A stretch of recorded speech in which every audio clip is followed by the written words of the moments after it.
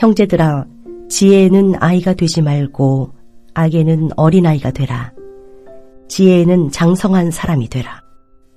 율법에 기록된 바 주께서 이르시되 내가 다른 방언을 말하는 자와 다른 입술로 이 백성에게 말할지라도 그들이 여전히 듣지 아니하리라 하였으니, 그러므로 방언은 믿는 자들을 위하지 아니하고 믿지 아니하는 자들을 위하는 표적이나 예언은 믿지 아니하는 자들을 위하지 않고 믿는 자들을 위함이니라. 그러므로 온 교회가 함께 모여 다 방언으로 말하면 알지 못하는 자들이나 믿지 아니하는 자들이 들어와서 너희를 미쳤다 하지 아니하겠느냐. 그러나 다 예언을 하면 믿지 아니하는 자들이나 알지 못하는 자들이 들어와서 모든 사람에게 책망을 들으며 모든 사람에게 판단을 받고 그 마음에 숨은 일들이 드러나게 되므로 엎드려 하나님께 경배하며 하나님이 참으로 너희 가운데 계신다 전파하리라. 그런즉 형제들아, 어찌할까? 너희가 모일 때에 각각 찬송시도 있으며 가르치는 말씀도 있으며 계시도 있으며 방언도 있으며 통역함도 있나니 모든 것을 덕을 세우기 위하여 하라. 만일 누가 방언으로 말하거든 두 사람이나 많아야 세 사람이 차례를 따라하고 한 사람이 통역할 것이요. 만일 통역하는 자가 없으면 교회에서는 잠잠하고 자기와 하나님께 말할 것이요. 예언하는 자는 둘이나 셋이나 말하고 다른 이들은 분별할 것이요. 만일 곁에 앉아 있는 다른 이에게 계시가 있으면 먼저 하던 자는 잠잠할지니라. 너희는 다 모든 사람으로 배우게 하고 모든 사람으로 권면을 받게 하기 위하여 하나씩 하나씩 예언할 수 있느니라. 예언하는 자들의 영은 예언하는 자들에게 제재를 받나니 하나님은 무질서의 하나님이 아니시요 오직 화평의 하나님이시니라. 모든 성도가 교회에서 함과 같이 여자는 교회에서 잠잠하라. 그들에게는 말하는 것을 허락함이 없나니 율법에 이른 것 같이 오직 복종할 것이요. 만일 무엇을 배우려거든 집에서 자기 남편에게 물을지니 여자가 교회에서 말하는 것은 부끄러운 것이라. 하나님의 말씀이 너희로부터 난 것이냐 또는 너희에게만 임한 것이냐. 만일 누구든지 자기를 선지자나 혹은 신령한 자로 생각하거든 내가 너희에게 편지하는 이 글이 주의 명령인 줄 알라. 만일 누구든지 알지 못하면 그는 알지 못한 자니라. 그런즉 내 형제들아, 예언하기를 사모하며 방언 말하기를 금하지 말라. 모든 것을 품위 있게 하고 질서 있게 하라. 고린도전서 13장에 언급된 사랑을 따라 교회에서 은사를 사용하려면 어떻게 해야 할까요? 바울은 사랑을 추구하며 신령한 것들을 사모하되 특별히 예언을 하려고 하라 라고 말합니다. 그 이유는 방언과 비교해 볼 때 예언은 교회를 세우기 때문입니다. 최고의 은사로 간주되는 방언은 하나님께 말함으로 알아듣는 자가 없고 영으로 비밀을 말하기에 개인에게는 유익하지만 교회에는 덕을 세우지 못한다는 것입니다. 이와 달리 예언은 사람에게 말하며 덕을 세우고 권면하며 위로하기에 은사들을 사모하되 특별히 예언을 구하라고 권면한 것입니다. 따라서 공적 예배에서는 방언의 사용을 제한합니다. 폭력되지 않는 방언은 하나님을 향하여 비밀일 수는 있지만 교회 안에서는 알 수 없는 말에 불과해서 다른 사람에게 열매를 맺지 못하기 때문입니다. 예배 시 다른 사람들을 정말로 배려한다면 방언보다는 예언을 하는 것이 좋다는 것입니다. 그렇다고 해서 바울이 방언의 은사를 무시하는 것은 아닙니다. 하지만 예배 시에는 1만 마디 방언보다 깨달은 마음으로 하는 5마디가 더 낫다는 것입니다.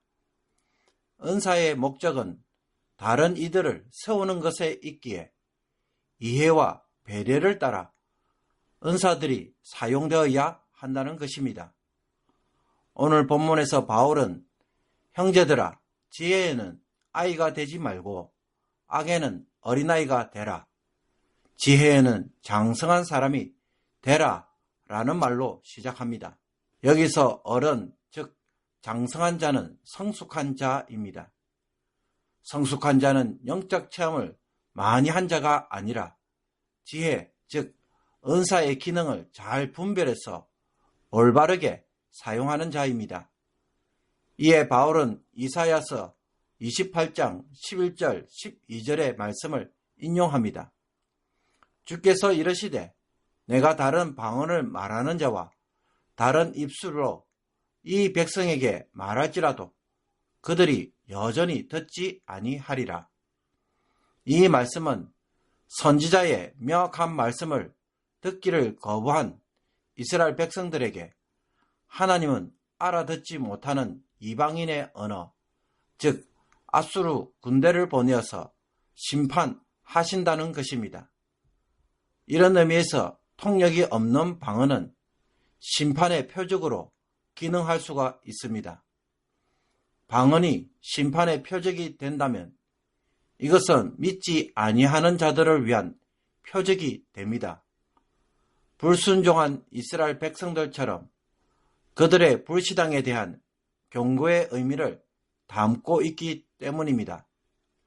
23절처럼 온 교회가 함께 모여 다 방언으로 말하면 믿지 않는 자들은 이해를 하지 못해서 교회에서 소외가 됩니다. 그들은 교회 신자들을 보고 미쳤다고 말합니다. 이것은 마치 이스라엘 백성들이 방언을 듣고도 회개하지 않은 것과 같이 방언은 믿지 아니하는 자들을 심판하는 증거가 된다는 것입니다. 반대로 바울은 예언은 믿는 자들을 위한 것이라고 말합니다. 그런데 이상한 것은 24절에서는 그는 말을 바꾸어 예언은 불신자들을 위한 것으로 묘사하고 있습니다. 예언으로 인해 불신자들이 회개하는 일이 일어날 수 있다는 것입니다. 바울은 앞뒤가 맞지 않는 말을 하고 있는 것일까요? 예언은 원래 믿는 자들을 위한 은사입니다. 3절에서 이미 언급한 것처럼 예언은 덕을 세우며 권면하며 위로하는 것입니다. 그러나 불신자들이 와서 예언을 듣게 되면 어떤 일들이 일어날 수 있습니까? 모든 사람에게 책망을 들으며 모든 사람에게 판단을 받고 그 마음에 숨은 일들이 드러나게 되므로 엎드려 하나님께 경배하게 만듭니다. 본래 예언은 믿는 자들을 위한 은사이지만 불신자들에게도 유익해서 그들에게 회개와 구원을 가져오는 일을 하는 것입니다. 그러므로 방언과 예언 중에 어느 것이 교회와 불신자 모두에게 유익할까요? 이런 은사의 기능을 지혜롭게 분별하지 않고 예배 중에 방언을 남발하면 어떻게 되겠습니까? 참으로 지혜롭지 못한 미성숙한 신자의 모습이라고 말할 수밖에 없다는 것입니다. 그러므로 바울은 26절에서 예배를 구성하는 찬송과 말씀, 계시, 방언, 통역을 하는 일에 있어 이 모든 것들을 다루기 위한 대원칙을 세웁니다. 그것은 바로 모든 것을 덕을 세우기 위하여 하라는 것입니다. 다른 사람을 전혀 배려하지 않고 자기 위주로 예배를 드리지 말라는 것입니다. 예언이 신자와 불신자 모두에게 유익함을 무시하고 자신의 영적 탁월함을 가시하고자 방언만 남발한다면 그것은 도리어 교회의 덕보다는 무질서만 초래한다는 것입니다. 바울은 예배의 대상이 되시는 하나님이 어떤 분이신지 다시 한번 생각해보라고 말합니다. 하나님은 무질서의 하나님이 아니시오. 오직 화평의 하나님이신 것을 깨달아서 여기에 걸맞는 예배를 드릴 것을 요구합니다. 첫째, 방언은 두세 사람으로 제한하고 순서를 따라 질서 있게 해야 하며 회중이 알아들을 수 있도록 통역을 할 것을 요구합니다. 만약 통역할 사람이 없다면 공적 예배 시에는 침묵하고 홀로 하나님과 교제하라고 말합니다. 둘째로 예언하는 자 역시 두세 사람만 말하고 듣는 이들은 맹목적으로 듣는 것이 아니라 분별하며 들을 것을 요구합니다. 즉 하나님의 말씀에 비추어서 들어야 한다는 것입니다. 셋째로 앉아있는 다른 이에게 계시가 임하면 먼저 말하던 자는 즉시 멈추고 잠잠하라는 것입니다. 이것은 예언하는 자들의 영은 예언하는 자들에게 제재를 받도록 함으로써 자신의 예언만이 최고이고 절대적인 것처럼 독단적으로 하지 말라는 것입니다. 넷째는 모든 사람이 배우고 권면을 받을 수 있도록 하나씩 예언을 해야 한다는 것입니다. 즉 모든 사람을 위하여 절제하며 질서 있게 진행하라는 것입니다. 방언이나 예언을 한다고 해서 영적인 것들을 행한다고 해서 통제불능의 상태가 되는 것을 바울은 원치 않습니다. 질서를 통해 화평케 하시는 하나님의 성품을 예배를 통해 고백해야 하는 것입니다. 그리고 바울은 이런 예배의 질서를 여성에게도 적용합니다. 여자는 교회에서 잠잠하라. 이 말은 여성은 예배 중에 그 어떤 말도 하지 말라는 뜻이 아닙니다. 바울이 무엇을 염두에 두고 하는 말인지 정확히 알아야 합니다. 11장 5절에서 바울은 이미 예배 시 여자가 머리에 쓰고 기도하거나 예언하는 것을 허용하고 있기 때문입니다. 당시에 예배를 드릴 때 누가 예언을 하면 회중들은 그 내용을 분별했는데 이 과정에서 아내가 공적으로 남편의 예언을 평가하거나 반박하는 상황이 일어날 수가 있었습니다. 공개 석상에서 아내의 이런 발언과 논쟁은 남편에게 수치를 줄 수 있었습니다. 이것은 예배를 혼란스럽게 만들 위험이 매우 컸습니다. 따라서 바울은 율법에서 말한 것과 같이 창조 질서를 따라 순종할 것을 권면합니다. 만약 배우고 싶은 것이 있다면 잠시 침묵하고 질문을 집에 가서 하고 공적 예배 시에는 예배 질서를 지키며 남편의 권위를 존중하라는 것입니다.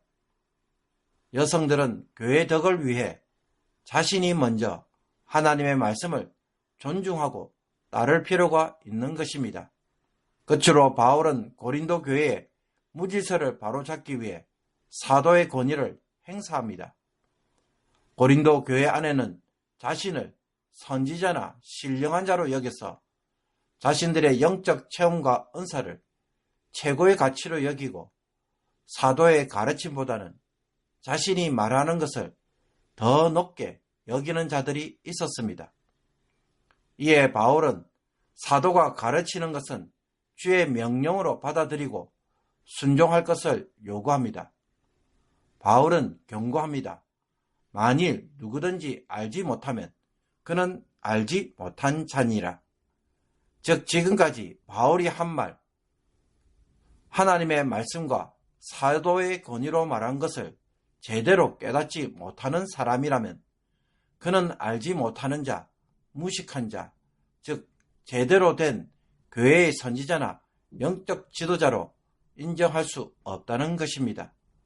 지금까지 방언으로 인한 여러 혼란으로 인해 바울은 방언을 비판했습니다. 그러나 이것은 방언을 말하지 말라는 것은 아니다라고 말합니다.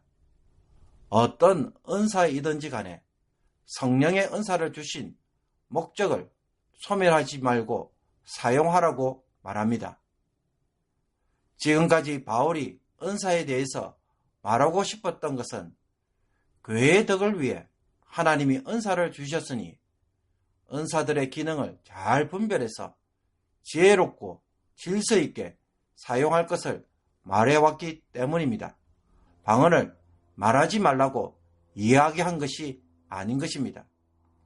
그러므로 바울은 교회의 덕을 위해 신자와 불신자들에게도 유익하기 위해서 또 지혜롭고 품위 있고 질서 있게 화평을 위해서는 어떻게 어떤 은사를 사용하는 것이 더 좋은지, 은사를 어떻게 예배 시에 진행하면 좋을지를 고려하는 것이 바로 사랑으로 은사를 사용하는 최고의 길이며 최고의 은사로 만드는 방법이라고 말하고 있는 것입니다. 사랑하는 성도 여러분, 교회 안에서나 세상에서 우리는 그리스도인답게 산다고 하면서 정작 기준을 어디에 두고 행동하고 있습니까? 내 위주로 먼저 생각하고 나의 이익을 위해 먼저 달려가고 있지는 않습니까? 지혜롭지 못하고 무질서하며 화평을 깨트리는 일들은 전부 내가 이기적으로 판단하고 행동할 때입니다. 이런 삶의 무질서함은 영적 미성숙을 의미합니다. 지혜롭게 살지 못하기 때문입니다. 그러므로 성숙한 자가 되기 위해 나 자신보다는 남을 먼저 배려하는 자가 되기를 원합니다. 어떤 것이 가정과 공동체에 더 유익한지를 한 번 더 생각하고 행동함으로써 오늘 주변의 사람들로부터 존경과 사랑을 받는 귀한 성도가 되기를 주님의 이름으로 축복합니다. 기도드리겠습니다. 하나님 아버지, 사랑으로 은사를 섬기는 것이 어떤 것인지, 예배 시에 우리가 가진 은사들을 어떻게 사용해야 참된 예배가 되는지 말씀을 통해 배웠습니다. 이제는 아무 생각 없이 자기 위주로 생각하고 행동하는 옛 사람의 습관을 버리게 하옵소서. 공동체의 덕을 위해 어떻게 하는 것이 가장 지혜로운지 질서 있게 행하는 법을 오늘도 배워가게 하옵소서. 우리가 섬기는 일을 통해 갈등과 분열과 분쟁을 일으키는 자가 아니라 화평을 가져오고 하나를 만들 수 있는 성령의 사람이 되게 하여 주옵소서. 예수 그리스도의 이름으로 기도하옵나이다. 아멘.